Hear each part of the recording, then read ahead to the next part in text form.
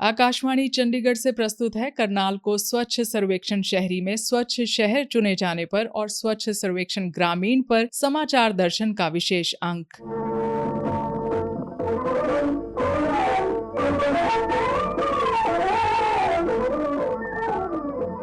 आज के अंक में शामिल है स्वच्छ सर्वेक्षण शहरी 2024-25 में करनाल को स्वच्छ शहर चुने जाने पर करनाल के विधायक, महापौर, स्वच्छ हरियाणा मिशन के उपाध्यक्ष और करनाल वासियों से बातचीत, और स्वच्छ सर्वेक्षण ग्रामीण 2025 को लेकर हरियाणा में चल रही गतिविधियों को लेकर स्वच्छ भारत मिशन के पदाधिकारियों व गांव के सरपंचों से मुलाकात।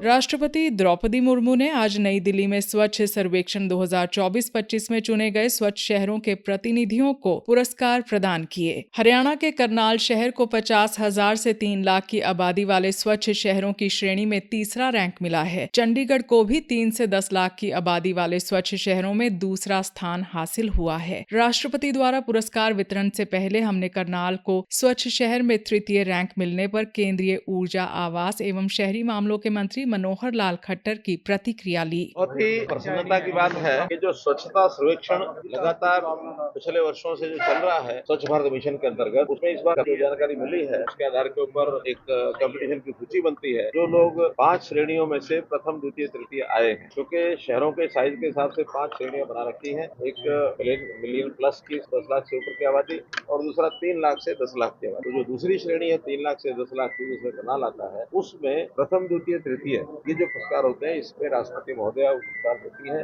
उसमें प्रथम 3 स्थानों में करनाल का स्थान भी आया है। तो मैं इस विषय में करनाल के हमारे कारपोरेशन के, चाहे वो जनप्रतिनिधि हो या हमारे कर्मचारी हो, सबको मैं बहुत बहुत बधाई देता हूँ। साथ में जनता को भी बहुत बहुत बधाई देता हूँ, क्योंकि जनता के सहयोग के बिना ये संभव नहीं होता है। तो जनता ने जहाँ सहयोग किया, वहाँ हमारे कर्मचारियों ने, अधिकारियों ने, हमारे पार्षदों ने, इन्हें सबने मेहनत की। तो इस प्रकार से एक रिजल्ट जो आया है, इसका मैं बहुत बहुत इन सब लोगों की बधाई देता हूँ। एक आग्रह भी करता हूं कि आगे भी लगातार इस श्रेणी में बने रहने के लिए अगर काम करेंगे तो लगातार बने रहेंगे। नहीं तो ऐसे बहुत से शहर हैं जो कहीं ना कहीं श्रेणी में आते हैं और बाद में लगातार काम जारी न रखें और लापरवाही बरतेंगे तो इनका पीछे भी रंग चला जाता है। आगे भी लगातार इस काम को, इस श्रेणी को बनाए रखें। हमने करनाल के विधायक जगमोहन आनंद की भी प्रतिक्रिया दर्ज की। आज करनाल की जनता के सहयोग से जिस मुकाम पर पहुंचे हैं, उसके लिए मैं देवतुल्य जनता का बहुत बहुत धन्यवाद करता हूँ, आभार प्रकट करता हूँ। केंद्रीय मंत्री श्री मनोहर लाल जी, जो प्रदेश के मुख्यमंत्री रहे, करनाल उनका निर्वाचन क्षेत्र रहा, अब वो यहाँ से सांसद हैं। उनकी प्रेरणा से करनाल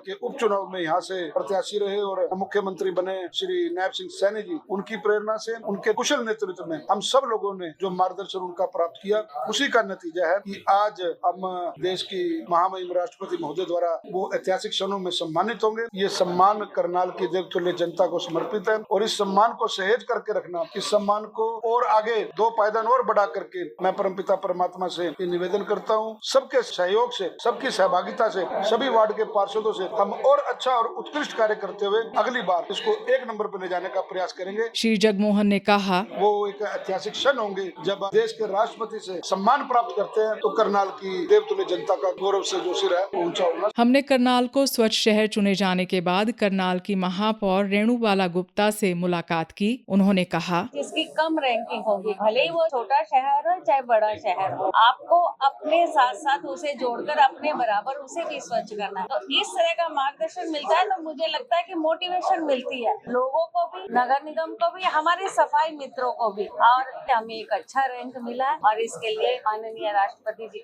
से हमें पुरस्कार मिलने जा रहा है। स्वच्छ हरियाणा मिशन के उपाध्यक्ष सुभाष चंद्र ने हरियाणा के नेतृत्व को इसका श्रेय देते हुए कहा, मैं प्रदेश की जनता से ये अपील करता हूं कि जो मुकाम करनाल ने, जो मुकाम सोनीपत ने प्राप्त किया है, अगली बार आप भी अपने आप को उस कड़ी में शामिल करें। और मैं प्रदेश की जनता से आग्रह करता हूं कि स्वच्छता अभियान ये सरकारी अभियान नहीं है, ये एक सामाजिक अभियान है और ये व्यवहारिक विषय है। जब तक हम इसको जन आंदोलन नहीं बनाएंगे, जब तक हम इसको जनमानस से नहीं जोड़ेंगे और जनमानस जब तक इसको अपने व्यवहार में नहीं जोड़ेगा, तब तक बदलाव नहीं आएगा। प्रदेश के अंदर बदलाव आ रहा है, प्रदेश के अंदर चीजें दिखाई दे रही हैं। आज मुझे कहते हुए बड़ी खुशी होती है कि हमारे बहुत बहुत सारे जिले ऐसे हैं जो बिल्कुल जीरो वेस्ट हैं।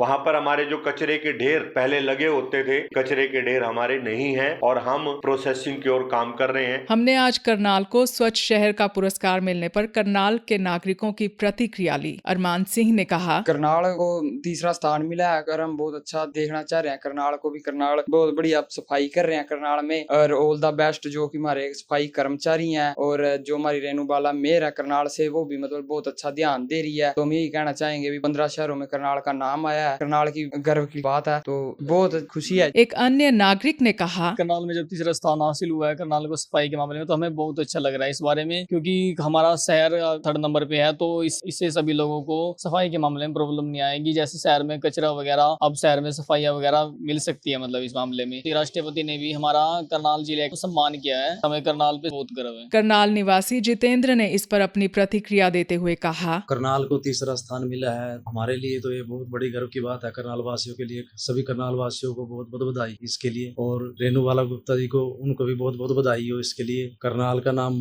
देश के स्तर पे छा रहा है, करनाल का गौरव बढ़ता जा रहा है, इससे सभी को बहुत बहुत बधाई। हरियाणा में स्वच्छ सर्वेक्षण ग्रामीण 2025 की गतिविधियां चल रही हैं। स्वच्छ सर्वेक्षण ग्रामीण में अच्छी रैंक पाने के लिए ग्राम पंचायतें सक्रियता से काम कर रही हैं। कुरुक्षेत्र में स्वच्छ भारत मिशन के DPM राजेश कुमार ने बताया, जिला कुरुक्षेत्र में केंद्र की तरफ से एक टीम आई है स्वच्छ सर्वेक्षण ग्रामीण 2025 के लिए। उसके द्वारा कुरुक्षेत्र के 20 गाँवों का सर्वेक्षण किया है, जिसके आधार पर वो जिले को रैंकिंग प्रदान करेगी। जिले की रैंकिंग के आधार पर राज्य को रैंकिंग प्रदान की जाएगी। उन्होंने बताया, इस स्वच्छ सर्वेक्षण के अंतर्गत जो टीम आती है वो गांव के जो भी सार्वजनिक स्थल हैं, जैसे कि आंगनवाड़ी हो गए, स्कूल, डिस्पेंसरी, धर्मशाला, मंदिर, धार्मिक स्थल जो भी है, उनका सर्वेक्षण करती है, उसकी स्वच्छता की जांच करती है कि वो स्वच्छता के किस स्तर पर खड़े हुए हैं, उसी के आधार पर रैंकिंग प्रदान की जाती है। श्री राजेश कुमार ने कुरुक्षेत्र जिले को अच्छी रैंकिंग मिलने की उम्मीद जताते हुए कहा, 20 गाँव का सर्वेक्षण किया गया था, जिसमें बीजड़पुर, सलेमपुर, खरेंडवा,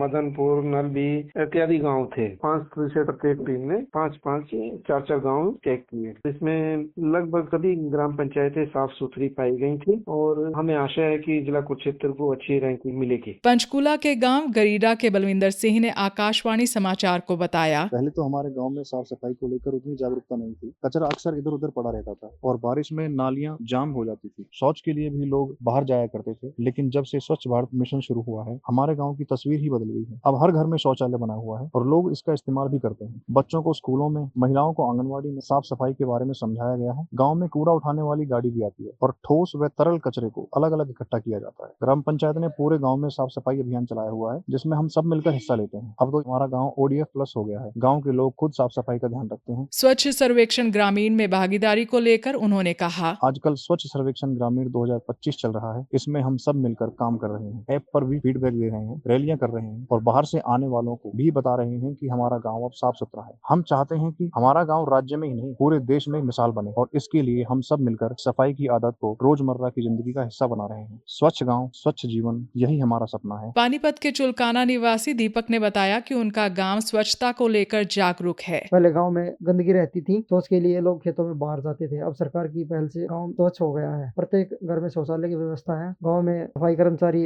रेडी के माध्यम से कूड़ा लेकर जाते हैं। कूड़ेदान की व्यवस्था है। सभी गलियों में मुख्य सड़क, स्कूल, अस्पताल, आंगनबाड़ी में सफाई रहती है। सफाई, पानी की निकासी और उनकी सफाई व पशुओं के लिए जोड़ की सफाई हमारे गांव में अच्छी हुई है। स्वच्छ सर्वेक्षण का काम सरकार का है, जो अपना भागीदारी सुनिश्चित करेंगे और ऐप के माध्यम से सभी आंकड़े उपलब्ध करवाएंगे। फरीदाबाद के गांव भास्कोला के सरपंच रवि चौहान ने बताया, मैंने स्वच्छ सर्वेक्षण ग्रामीण 2025 के लिए हमारी पंचायत में इंतजामात किए हुए हैं। सबसे पहले हमने कूड़े घर का निर्माण किया हुआ है, उसमें सारा कूड़ा इकट्ठा होता है। दूसरा, डोर टू डोर कर्मचारी लगाए हुए हैं जो हर एक घर से कूड़ा इकट्ठा करके कूड़ा घर में डाल। तीसरा, पानी निकासी के लिए हमने नालियां बनवाई हुई और उन नालियों साफ सफाई के लिए भी कर्मचारी हमने लगाए हुए हैं। गांव को स्वच्छ और निर्मल और आदर्श गांव बनाने के लिए, पानी की निकासी के लिए, वर्षा का पानी इकट्ठा करने के लिए हमने तालाब बनवाया हुआ है। फरीदाबाद जिले के ही गांव फतेहपुर बिलोच के सरपंच सरोज सैनी ने बताया कि कैसे उन्होंने स्वच्छता को लेकर गांव में सुधार किए हैं। मेरा गांव एक स्वच्छ गांव है। मैं जिस दिन गांव में सरपंच बनी थी, मेरे गांव में पानी की निकासी का इंतजाम नहीं था। मैंने अपने गांव के फिरनी से पानी की सफाई करवाई और उसके बाद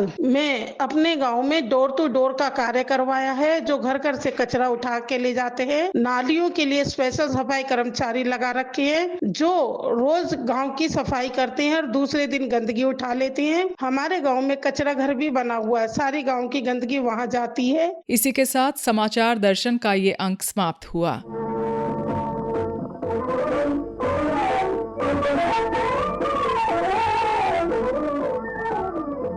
प्रस्तुति अश्विनी कुमार शर्मा, वाचिका अमन सैनी, प्रस्तुति सहायक गौरव सिंह।